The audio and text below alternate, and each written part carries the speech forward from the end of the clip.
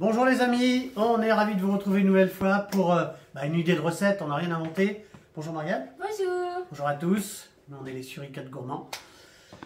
Suricates parce qu'on est une petite équipe, des fois on nous demande, parce qu'on est un peu comme les suricates, voilà, on surveille que tout se passe bien.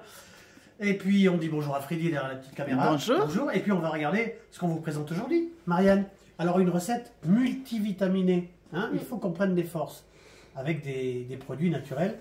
La recette aujourd'hui, Marianne? Tatin d'échalotes au comté. Voilà, tatin d'échalotes au comté.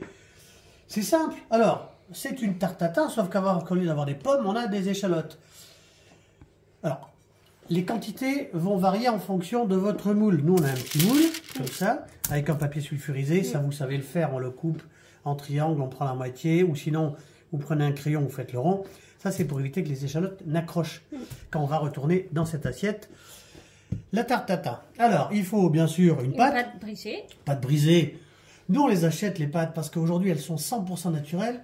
Il n'y a aucun problème. Alors, on peut les faire aussi. Hein. Il faut les choisir comme ça. Il faut les choisir comme ça. Hein. Prenez des bonnes pâtes. Pâte brisée ou pâte feuilletée, comme vous voulez. Échalotes. Alors, par rapport à ce moule, on a à peu près 700 grammes d'échalotes. Ce sont des belles échalotes. Hein. On a du comté. Ça, c'est pareil, c'est facultatif. Si vous aimez le comté, mettez-en un petit peu par-dessus avant de le passer au four. Sinon, vous changez de fromage. On avait fait une tatin d'endive aux chèvres et aux noix. Bon, si vous voulez mettre du chèvre, vous mettez du chèvre. Très simple à faire. On a quoi pour préparer, Marianne? De l'huile d'olive. Oui. Du sel, du poivre. Un petit peu pour déglacer. Vinaigre balsamique. Du noir, parce qu'il y a du blanc aussi. On en utilisera peut-être un jour. On a un petit fond de sucre cassonade. Hein? Et puis, des herbes fraîches. Du thym et du romarin. Voilà. Alors, ce qu'on va commencer à faire... Et le four à 180 degrés thermostatique. Et il nous faut juste une poêle et un moule. On va commencer à éplucher les échalotes. On va les couper en deux. On se retrouve après. Alors, regardez ce qu'on a fait. Regardez ce qu'a fait Marianne. On a épluché toutes les échalotes. Dans cette poêle, on va mettre de l'huile d'olive. On ne met pas de beurre. Moi, je n'en mets pas. On ne mélange pas le beurre et l'huile d'olive. Voilà. N'hésitez pas, hein, parce qu'on va compoter les échalotes dans cette huile. Voilà, ça c'est fait, je donne ça à Marianne. Alors, il y a des petites échalotes, on les garde comme ça. Les grandes, regardez, on les coupe en deux, parce qu'on va les mettre comme ça à plat, qu'elles compotent bien. Hein. Vous prenez les plus grosses, hein. Hop, comme ça, en deux. Voilà, c'est pas compliqué. Hein. Et on va les faire compoter comme ça dans l'huile, dès qu'elle sera chaude. Et on se retrouve quand tout est préparé. Regardez, voilà. On garnit bien la poêle. De toute façon, ça va réduire. Ça, c'est le jus de paix. Dans 5 minutes, on va regarder si ça commence à compoter. Ensuite, on va déjà commencer par poivrer un petit peu. Pas trop de sel parce que le fromage est salé, mais un petit peu quand même. On verra après pour les herbes. On va laisser compoter. On mettra le couvercle plus tard, puis on mettra la cassonade tout à l'heure. Voilà. Ça fait 5 petites minutes. Hein. Donc ça, c'est vous qui voyez, encore une fois, en fonction de la taille de la poêle. Ça commence à caraméliser tout doucement. Et ça accroche pas trop quand même. Alors, deuxième opération, on va déglacer. Au vinaigre balsamique. Pareil, il n'y a pas de quantité, c'est vous qui voyez, juste un petit peu déglacé comme ça. Ça va donner un bon goût à ces échalotes. Comme ça. On continue pour encore 5 minutes. Ensuite, on va s'occuper du sucre et ensuite, on fera les petites herbes. C'est sympa, ça, hein? Les échalotes. Alors, avant de continuer, Marianne, pour choisir l'échalote, alors, combien il y a de variétés d'échalotes? 2. Bah oui, il y a 2 variétés. Alors, quelles sont ces variétés? Échalote grise. Ouais. Et échalote rose de Jersey. Oui, celle qu'on appelle l'échalote de Jersey. Bon. Puis des fois, on peut trouver aussi.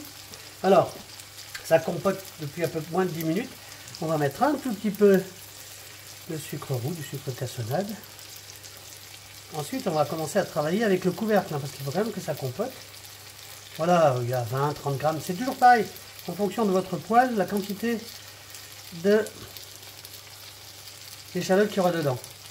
Alors oui, on parlait des échalotes, à ne pas confondre avec l'échalion. L'échalion, c'est un mélange, on va dire rapidement, hein, un mélange entre l'oignon et l'échalote. C'est beaucoup plus doux. Puis la particularité, c'est que ça ne fait pas pleurer l'échalion. Voilà. Mais nous, on n'est pas trop fan. Alors après, chacun fait comme il veut. On laisse comme ça encore 5 minutes et ensuite on va mettre les herbes. Voilà, regardez, ça commence à compoter tout doucement. Là, on va pas effeuiller les herbes, parce que sinon après on en a plein la bouche et c'est pas sympa. Le romarin. On va essayer de mettre tout doucement ces petites feuilles. Évidemment, le but du jeu, Le thym. c'est que, Oui, c'est le romarin et puis un peu de c'est que thym. ça donne du goût. On est parti pour un peu moins de 10 minutes. On couvre, on baisse le feu et on se retrouve après. Voilà. Regardez ça, c'est sympa. Hein. Hop. Le juge de paix. Elles sont compotées. Prochaine opération, évidemment, on va enlever ces petites herbes parce qu'on les met comme ça. Parce que c'est vrai que si on met des bouts d'herbe, après ça rentre dans les dents et c'est pas plaisant quand on mange. Alors, on va enlever toutes les herbes. D'accord, je vais pas tout vous montrer. Puis après, on va commencer à préparer la mise en place des échalotes dans le moule. Voilà, on a enlevé les herbes. Qu'est-ce qu'on va faire maintenant? On va faire le montage. Regardez, ça va être joli ça. On va mettre ces échalotes comme ça. On essaye de faire une rosace à l'extérieur. Hein. Voilà, comme ça. Je ne vais pas tout vous montrer. On fait toute la rosace et on se retrouve après.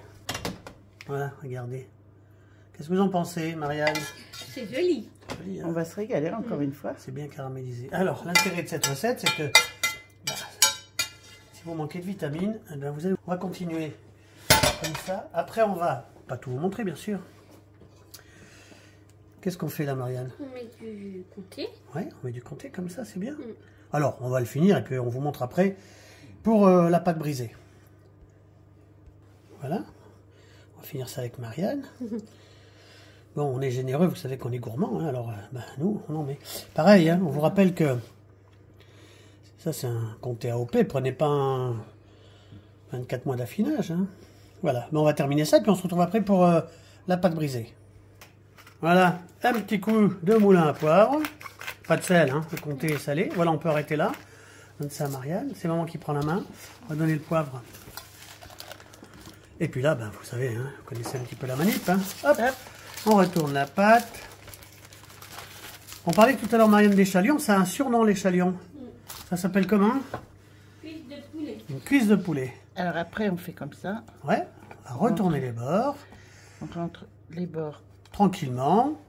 Voilà. Alors, une nouvelle fois, le four, Marianne. 180 degrés, thermostat 6. Et la durée, on compte minimum 20 minutes. En fonction de votre four, ça sera 20 ou 25. On se retrouve avant d'enfourner. Voilà. C'est pas mal ça. Alors on fait pas une cheminée, on va faire plein de petits trous comme ça pour éviter que ça gonfle. Comme ça, Marianne, c'est bien. Voilà, c'est pas mal ça. Et puis, hop, opération au four. 20 minutes, 20, 25, c'est vous qui regardez la couleur de la pâte. Allez, à tout à l'heure. Voilà, 25 minutes. Attention parce que c'est chaud. 25 minutes, hein, après c'est en fonction de votre four. Hop, attention, voilà. Et on se retrouve pour démouler. À tout à l'heure. Voilà, elle est retournée. Ça c'est facile à faire. Hein. Hop. Maintenant, on va tout doucement la sortir du moule. Bon, c'est un petit peu de patience. Hein. C'est chaud. C'est chaud, voilà. On va la recentrer. Je vais demander à Marianne ça. Et c'est Freddy qui va nous le découvrir dans 30 secondes. Allez, retrouvez-nous dans 30 secondes. Voilà, démoulage. Attention. Tadam. Marianne, cette petite recette, idée de recette. Tatin, Ouais. des échalotes au comté. Voilà, regardez. Ça, c'est sympa, hein. Il n'y a plus qu'à vous régaler. Qu'est-ce qu'on met avec ça, Marianne? Une salade verte. Ah, une salade verte, oui. Ça fait un repas pour 4, hein. Marianne, si notre petite recette a plu, qu'est-ce Mettez qu'on... un pouce. Ouais. Abonnez-vous si vous le voulez. Partagez. Bah, à bien bientôt. sûr. À bientôt. À bientôt. Regardez cette petite tarte, on va pousser ça. Bah, c'est sympa, ça. Hein. Tarte tatin d'échalotes. Vous pouvez la mettre avec du fromage ou sans fromage. C'est vous qui voyez, il n'y a plus qu'à vous régaler. Eh ben, on vous dit à bientôt, on vous embrasse. À bientôt. Bientôt.